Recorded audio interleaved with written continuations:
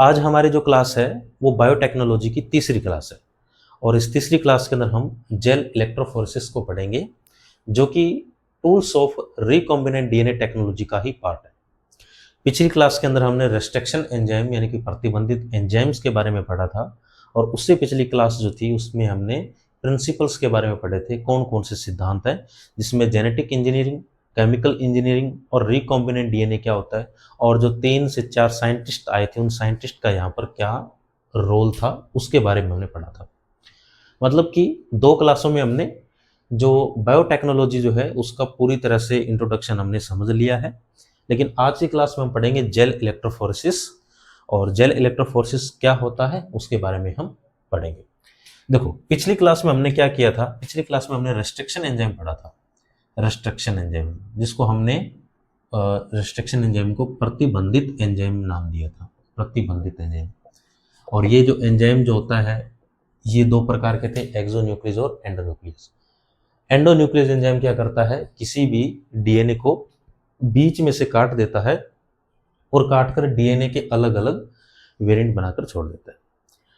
Gel electrophoresis क्या करेगा, जो काम रेस्ट्रिक्शन एंजाइम ने किया था, जो डीएनए को उन्होंने काटकर अलग अलग किया था, उन डीएनए को ये क्या करेगा, पृथक पृथक करेगा। और ये एक टेक्निक है, एक टूल है, ठीक है, क्योंकि हमने यहाँ पर 5 टूल्स पढ़नी है। 5 टूल्स के अंदर एक तो हमारे पास रेस्ट्रिक्शन एंजाइम जो पीछे की क्लास थी और उसी रेस्ट्रिक्शन एंजाइम प्रतिबंध एंजाइम के अंदर ही हम यहाँ पर जेल इलेक्ट्रोफोरेसिस को पढ़ रहे हैं। इस टेक्निक्स के अंदर क्या होता है, एक चैम्बर होता है, एक चैम्बर का यूज किया जाता है। इस टेक्निक्स के अंदर एक चैम्बर लिया जाता है और इस चैम्बर के अंदर क्या लगा दिए जाते हैं, इलेक्ट्रोड लगाए जाते हैं, इलेक्ट्रोड। अब आप समझ गए होंगे कि जब इलेक्ट्रोड नाम आ जाता है तो मतलब इसके अंदर इलेक्ट्रिसिटी प्रोवाइड की जाएगी। इलेक्ट्रोड में हमारे पास मुख्य जो है वो एनोड है, कैथोड का इतना रोल नहीं है जितना यहाँ पर एनोड का है, मतलब कि ये धनात्मक सिरा होता है, पॉजिटिव। और क्या होता है सर, इसके नाम के अंदर जेल नाम आ रहा है, तो जेल का मतलब यहाँ पर सर एक जेल का यूज होगा और उस जेल का नाम है एगारोज जेल, एगारोज जेल। ये एगारोज जेल कहाँ से प्राप्त होता है, ये एगारोज जेल जो है ये समुद्री घास जो होता है वहां से प्राप्त होता है, समुद्री घास। और समुद्री घास का मतलब हम यूं कह सकते हैं कि एल्गी, और अगर एल्गी में अगर कोई वेरिएंट हमें पूछे तो हम कह सकते हैं कि रेड एल्गी से प्राप्त किया जाता है। रेड एल्गी में जो होता है उसके अंदर होता है अगर, या जिसको बोलते हैं एगार, एगार, अगर या इसको एगार बोलते हैं, एगार। ये अगर और एगार जो होता है इसका यूज जेली बनाने में भी होता है, जेली, जेली बनाने में, ठीक है, जेली बनाने में, और इसका यूज आइसक्रीम वगैरह बनाने में भी इसका यूज होता है। आज हम इस एगारोज जेल या जो अगर जो है एगारोज जेल को बनाने के लिए अगर का यूज होता है। इसको, इस अगर को यदि मैं बफर सॉल्यूशन के अंदर डाल दूं, बफर सॉल्यूशन, और इसको मैं थोड़ा सा हीट यानी कि टेम्परेचर दे देता हूं, तो मुझे क्या प्राप्त होगा, मुझे प्राप्त होगा एगारोज जेल, एगारोज जेल। ये एगारोज जेल इस टेक्निक्स के अंदर हम यूज करने वाले हैं। तो मैंने आपको बताया एक तो इसके अंदर चैम्बर होता है, चैम्बर का मतलब पूरा का पूरा एक सेटअप है यहाँ पर, और इसके अंदर क्या है, एक इलेक्ट्रोड जो कि एनोड होता है, जो कि यहाँ पर पॉजिटिव यानी कि इसके अंदर प्रवाहित धारा प्रवाहित की जाती है, ये पॉजिटिव चार्ज होता है। एक जेल होता है जो कि एगारोज जेल होता है। इसके अंदर एक चीज और यूज करेंगे हम, वो है स्टेन। स्टेन का मतलब हो गया कि एक रंजक यूज करेंगे, और रंजक का नाम जो है वो है इथिडियम ब्रोमाइड, इथिडियम ब्रोमाइड। ये एक प्रकार का रंजक है, स्टेन है। क्यों, वो मैं आपको आगे बताऊंगा। इसके अंदर हम यूवी रेज का यूज करेंगे, अल्ट्रावायलेट किरणें जो है इनका यूज करेंगे, और वो क्यों करेंगे वो भी मैं आपको जब टेक्निक बताऊंगा तब। अब देखो जेल इलेक्ट्रोफोरेसिस में आप समझ गए होंगे कि एक ऐसी टेक्निक्स होती है सर, जिस टेक्निक्स के अंदर हम क्या करेंगे, इलेक्ट्रोड होगा, इलेक्ट्रिसिटी डालेंगे, जेल का यूज करेंगे, और इथिडियम ब्रोमाइड एक कलर जो देंगे, रंजक देंगे, और यूवी रेज डालेंगे। उसके बाद हमें जो प्राप्त होगा वो डीएनए होगा, और वो डीएनए पृथक पृथक होगा यानी कि अलग अलग होगा। कैसे, देखो अब इसको मैं एक डायग्राम से आपको समझाने की कोशिश करता हूं। ये हमारे पास एक चैम्बर है और इस चैम्बर के अंदर लगाए जाते हैं यहाँ पर वेल। ये वेल या इनको बोलते हैं कूप, इनको मैं या तो कहूँगा वेल या इसको हम कूप कहेंगे। ये वेल या कूप क्या होते हैं? इनके अंदर डीएनए डाला जाता है। कौन सा डीएनए डाला जाता है इसका ध्यान रखना। इसके अंदर वो डीएनए डाला जाता है जो रेस्ट्रिक्शन एंजाइम द्वारा काटा जाता है, यानी कि रेस्ट्रिक्शन एंजाइम जो होता है जिसके द्वारा काटा गया डीएनए इन वेल्स या कूप के अंदर डाला जाता है। इसके अलावा यहाँ पर क्या लगाए जाते हैं? इसके अंदर इलेक्ट्रोड लगाया जाता है जो कि एनोड होता है।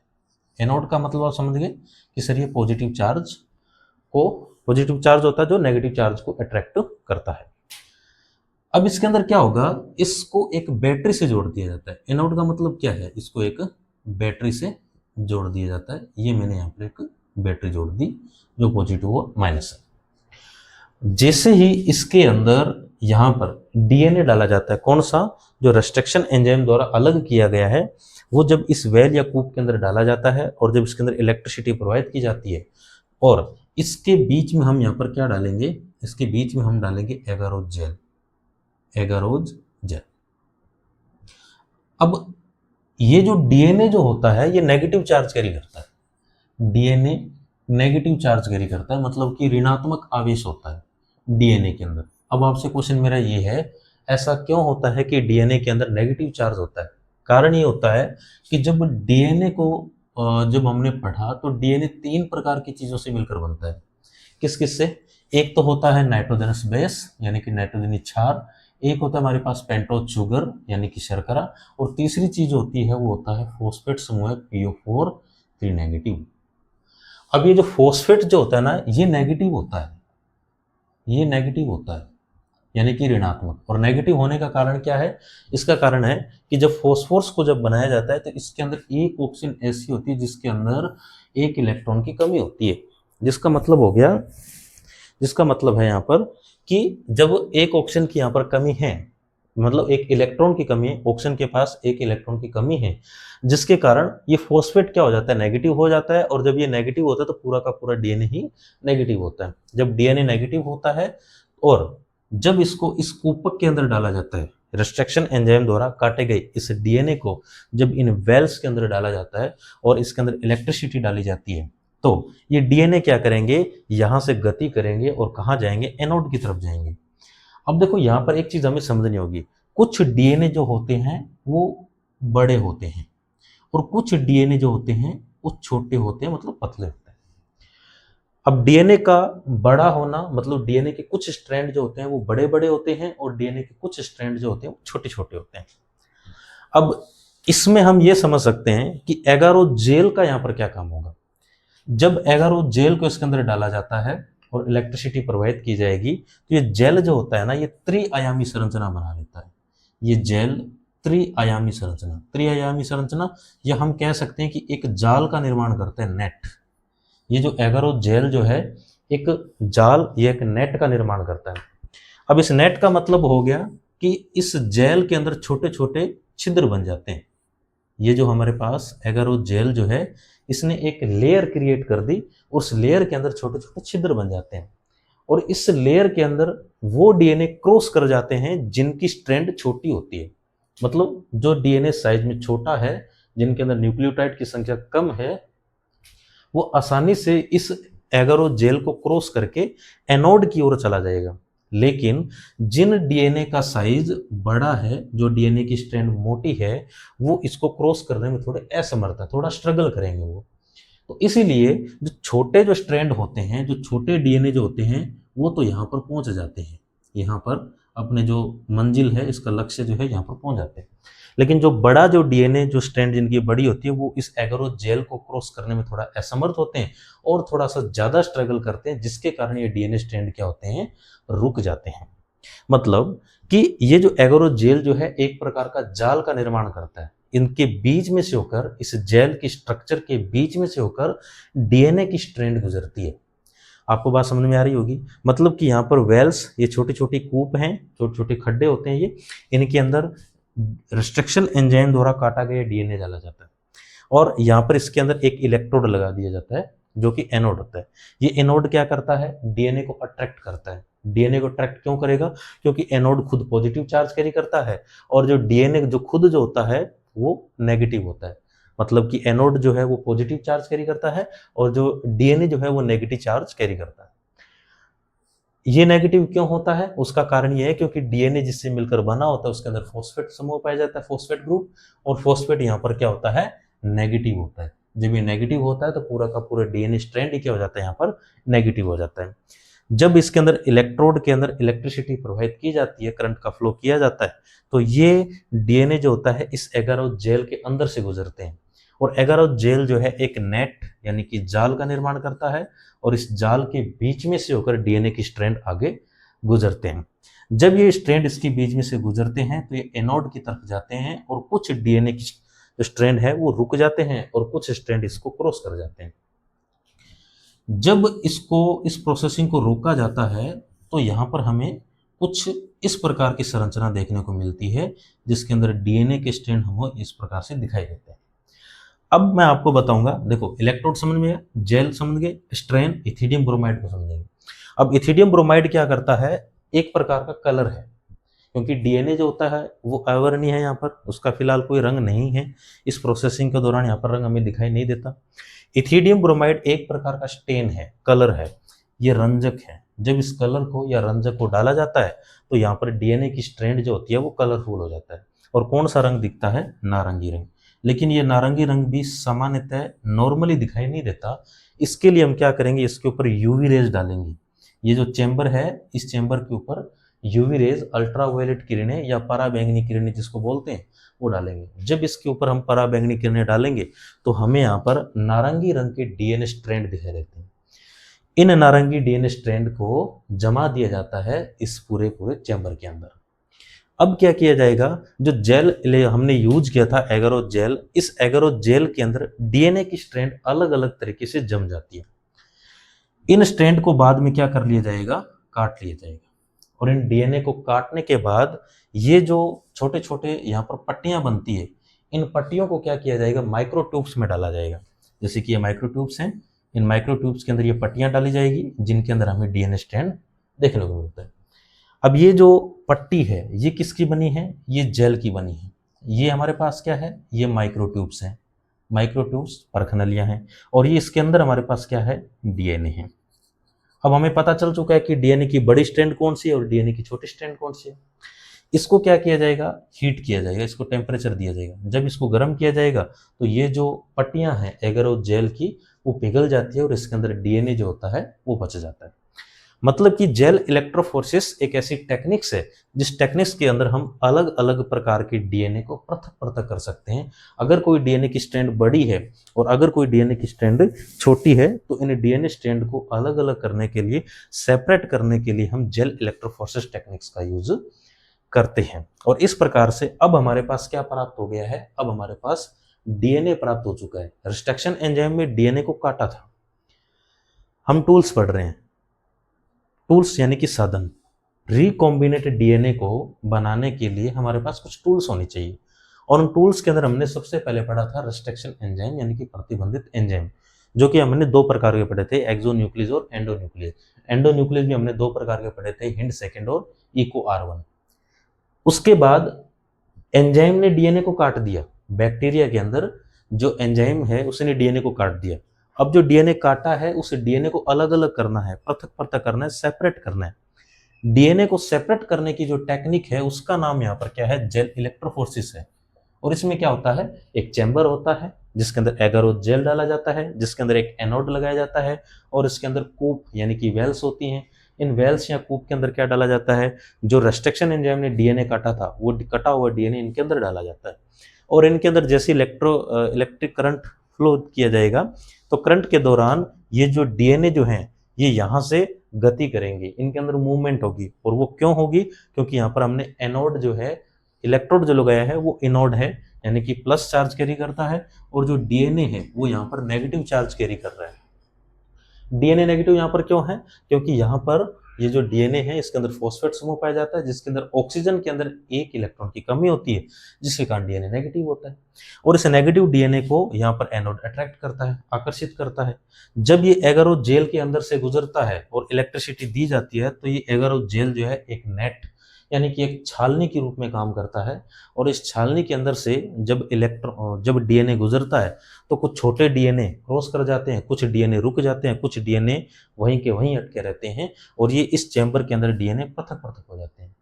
इन डीएनए को जब क्रॉस कर लिया जाता है तो बाद में इनकी पतली पतली स्लाइड काट के माइक्रोट्यूब्स में डाल दी जाती है, और माइक्रोट्यूब्स में इसको हीट फ्लेम दिया जाता है।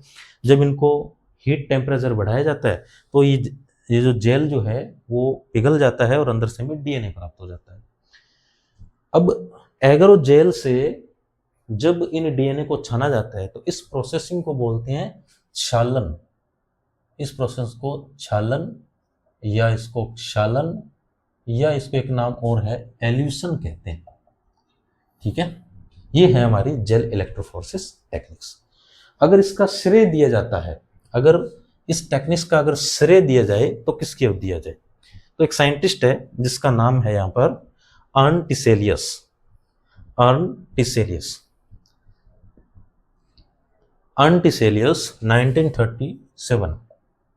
अर्न टिसेलियस 1937। और इन्होंने क्या किया? मूल सिद्धांत दिया था इलेक्ट्रोफोरेसिस का। मूल सिद्धांत इलेक्ट्रोफोरेसिस का।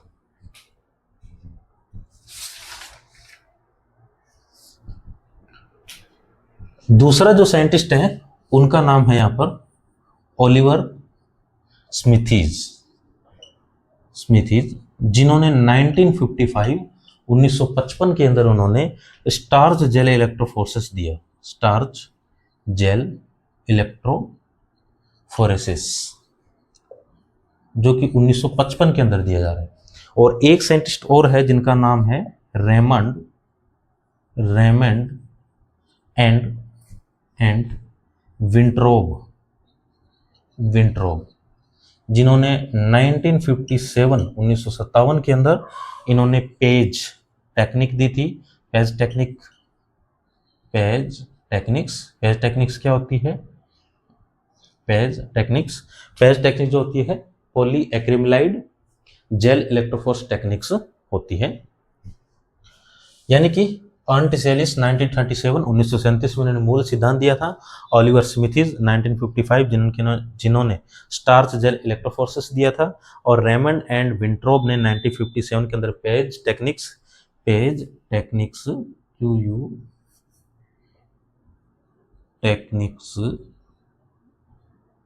दी थी। PAGE poly acrylamide gel electrophoresis techniques जो है रेमंड एंड विंट्रोब ने 1957 के अंदर दिया था। ये हमारा टॉपिक था जेल इलेक्ट्रोफोरेसिस। उसके बाद दो छोटे टॉपिक्स और हैं, जिनमें एक तो है हमारे पास लाइगेज एंजाइम और एक हमारे पास है पॉलीमरेज एंजाइम। इन दो एंजाइम्स के बारे में हम और पढ़ेंगे। देखो, पहला तो हमारे पास था रेस्ट्रिक्शन एंजाइम, जिसके बारे में हमने विस्तृत जानकारी पिछली क्लास और इस क्लास में ले ली है। और दूसरा टॉपिक हमारे पास है लाइगेज एंजाइम, जो कि यहाँ पर छोटा सा टॉपिक है, इसका कोई ज़्यादा यहाँ पर यूज नहीं है। लाइगेज एंजाइम क्या करता है? दो डीएनए को जोड़ने का काम करता है। कोई भी दो डीएनए को जोड़ता है। दो डीएनए को जोड़ने का काम जो है यहाँ पर लाइगेज एंजाइम करता है। कौन से दो डीएनए? एक तो होगा इसके अंदर डिजायर्ड डीएनए। डिजायर्ड मतलब जो डीएनए हम चाहते हैं, वांछित डीएनए जिसको बोलते हैं। और एक होता है वेक्टर डीएनए। वेक्टर डीएनए जो है उसको हम प्लाज्मिड डीएनए भी कह सकते हैं। किसी बैक्टीरिया के प्लाज्मिड का जो डीएनए है उसकी बात करें, इन दो डीएनए को जोड़ने का काम करता है। जब ये दो डीएनए आपस में जोड़ देता है तो हमें मिल जाएगा रिकॉम्बिनेंट डीएनए बनाता है। मतलब कि लाइगेज एंजाइम जो भी दो डीएनए हैं उन दो डीएनए को जोड़ने का काम जो है यहाँ पर हमारे पास लाइगेज एंजाइम कर रहा है। और ये डिजायर्ड डीएनए और जो हमारे पास वेक्टर डीएनए है, इन दो डीएनए को जोड़ता है। जोड़ने के बाद जो है ये क्या करता है, फोस्फोडाइएस्टर बॉन्ड जो है, फोस्फोडाइएस्टर फोस्फोडाइएस्टर बॉन्ड बनाता है। मतलब इन दोनों डीएनए के बीच में जो फोस्फोडाइएस्टर बॉन्ड है उनको बनाकर और इस डीएनए को क्या बना देता है, स्थायी बना देता है, परमानेंट डीएनए बना देता है। ये काम जो है लाइगेज एंजाइम का है। और एक एंजाइम जो है, तीसरा टॉपिक हमारे पास, जिसका नाम है पॉलीमेरेज एंजाइम। पॉलीमेरेज एंजाइम, तो जब आपने पीसीआर पढ़ा हो, पॉलीमेरेज चेन रिएक्शन, पीसीआर जो पढ़ा उसके अंदर हमने ये देखा था कि ये पॉलीमरेज एक पूरक डीएनए की टेम्पलेट बनाने में काम आता है। यानी कि एक डीएनए से उनकी कॉपीज बनाना। एक डीएनए अगर अपने पास है और उसकी क्या बनाई जाए, कॉपीज बनानी हो, बहुत सारी प्रतिलिपियां बनानी हो, तो उसके लिए हमें क्या चाहिए होता है, उसके लिए हमारे पास पॉलीमरेज एंजाइम होना चाहिए। तो पॉलीमरेज एंजाइम क्या करता है, हमारे पास यदि एक डीएनए है तो उस एक डीएनए की 2, 3, 4 हजारों, लाखों, करोड़ों, अरबों कॉपीज अगर बनानी हो, उसके लिए हमारे पास पॉलीमरेज एंजाइम होना चाहिए जो एक डीएनए की बहुत सारी कॉपीज बना सकता है। अगर किसी क्राइम सीन की इन्वेस्टिगेशन करनी हो, क्राइम सीन की इन्वेस्टिगेशन करनी हो, जो कि यहाँ पर सीआईडी वगैरह आपने देखा होगा, जिसके अंदर अलग अलग डॉक्टर्स या जो टीम होती है मेडिकल साइंस की, वो इस टेक्निक्स का यूज करते हैं। क्राइम सीन के अंदर क्या होता है, छोटा सा डीएनए अगर मिल जाए, यदि सैंपल छोटा है, यदि किसी क्राइम सीन के अंदर सैंपल अगर बहुत छोटा है और उस छोटे से सैंपल से हमें बड़ा सैंपल बनाना हो ताकि इन्वेस्टिगेशन जो है वो आसान हो जाए, उसके लिए हम क्या करेंगे, उसके लिए हम पॉलीमरेज एंजाइम का यूज करेंगे। और ये एंजाइम क्या करेगा, एक छोटे से डीएनए की बहुत सारी कॉपीज बना सकता है। तो ये है हमारे पास पॉलीमरेज एंजाइम। तो आज की क्लास हमने जेल इलेक्ट्रोफोरेसिस के बारे में पढ़ा, जो कि रेस्ट्रिक्शन एंजाइम का ही पार्ट है। उसके बाद हमने लाइगेज एंजाइम पढ़ा, दो डीएनए को जोड़ने का काम कर रहा है। और एक हमने पॉलीमरेज एंजाइम पढ़ा, जो एक डीएनए की बहुत सारी कॉपीज बनाने में सक्षम होता है। ये 3 टॉपिक हमारे कंप्लीट हो गए। मतलब कि जो tools of recombinant DNA technology है, उसके अंदर 5 पॉइंट्स हैं। कौन कौन से, रेस्ट्रिक्शन एंजाइम कंप्लीट हो गया, लाइगेज एंजाइम और पॉलीमरेज एंजाइम। अब हमारे पास एक टॉपिक आएगा क्लोनिंग वेक्टर, जिसके अंदर हम वाहक पढ़ेंगे। और उसके बाद हम पढ़ेंगे होस्ट, यानी कि जो पोषित जीव है उसके बारे में पढ़ेंगे। और जो यदि ये 5 टॉपिक्स कंप्लीट हो जाते हैं तो हमारा जो टॉपिक, जो क्लास है टूल्स ऑफ रिकॉम्बिनेंट डीएनए, वो कंप्लीट हो जाएगा। और प्रिंसिपल्स हमने पहली क्लास के अंदर कंप्लीट कर लिया था। और उसके बाद एक क्लास हमारी रहेगी जो कि रहेगी process of recombinant DNA technology. मैं उम्मीद करता हूं आपको ये टॉपिक समझ में आया होगा। बहुत बहुत धन्यवाद।